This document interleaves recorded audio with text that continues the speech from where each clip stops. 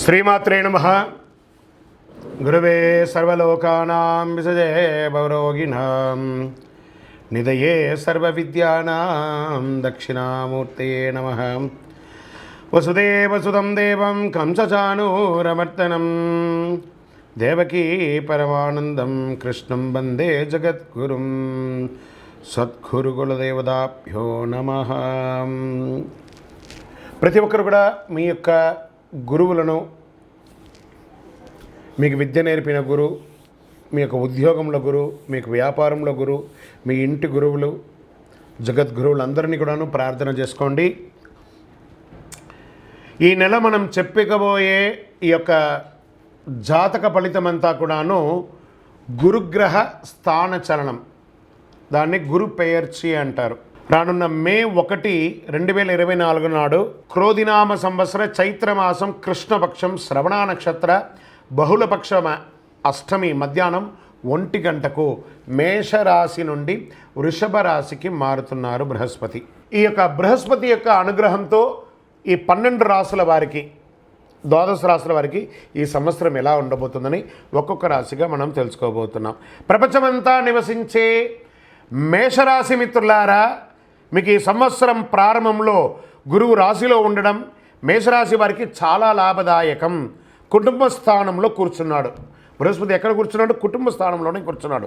ధనస్థానం, వాక్స్థానం, వాక్లో కూర్చున్నాడు గురువు. మీ రాశి వారికి రుణ 6వ గ్రహంలో కూర్చున్నాడు. జీవితంలో 8వ గ్రహం మరియు వృత్తిలో 10వ గ్రహాన్ని చూస్తున్నాడు. మీరు మీ జన్మదశలో ఉన్నందున మీ కార్యకలాపాలు అభివృద్ధి చెందుతాయి. మేషరాశికి అధిపతి కుజుడు. గురు సంచారం వల్ల ఉద్యోగ అవకాశాలు పొందుతారు.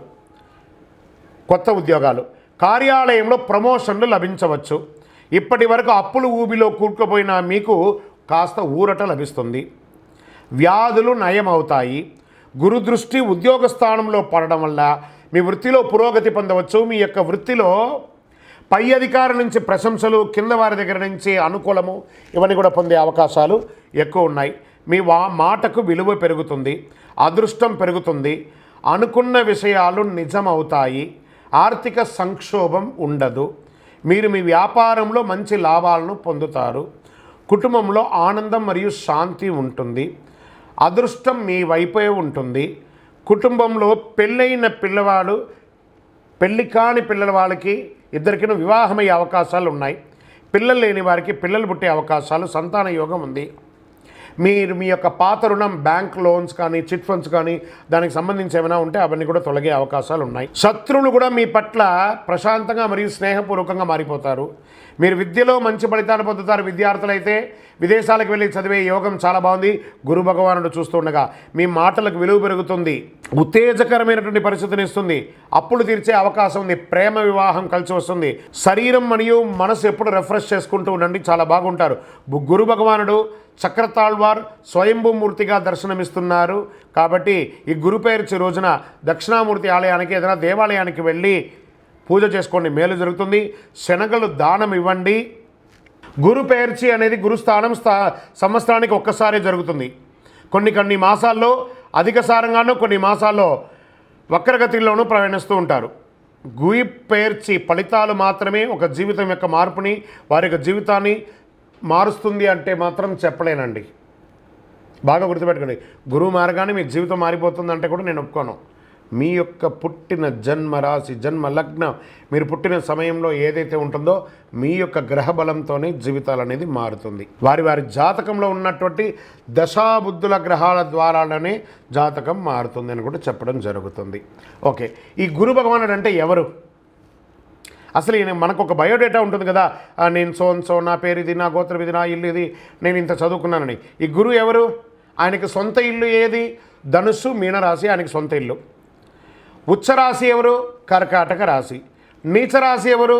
మకర రాశి. ఆయనకి ఇష్టమైనటువంటి దిశ ఏది? ఉత్తర దిశ. అతిదేవత ఎవరు? బ్రహ్మ. బృహస్పతి గురుని యొక్క రంగు ఏది? పసుపు. ఆయన ప్రయాణం చేసే వాహనం ఏది? ఏనుగు. ఆయనకి ఉపయోగించే ధాన్యాలేంటి? శనగలు. ఆయనకి ఇచ్చే పుష్పాలేంటి? రోజ్బెర్రీ అంటారు. వస్త్రం, పసుపు రంగు వస్త్రం వారికి ఇష్టం. వారు ధరించే రత్నం ఏంటి? పుష్యరాగం, కనక పుష్యరాగం. వారికి ఇచ్చే నివేదన ఏంటి? శనగల పొడితో తయారు చేసిన అన్నం చాలా ఇష్టం వారికి. వారికి ఇచ్చే లోహం ఏంటి? బంగారం. ఆయన యొక్క జాతి ఏంటి? మగ జాతి. ఆయన యొక్క అవయవం ఏంటి? కండరం ఆయన యొక్క అవయవం. స్నేహపూర్వకమైనటువంటి గ్రహాలు ఈ బృహస్పతికి ఎవరెవరు ఉన్నారు? సూర్యుడు, చంద్రుడు, అంగారకుడు. శత్రుగ్రహాలు ఎవరు?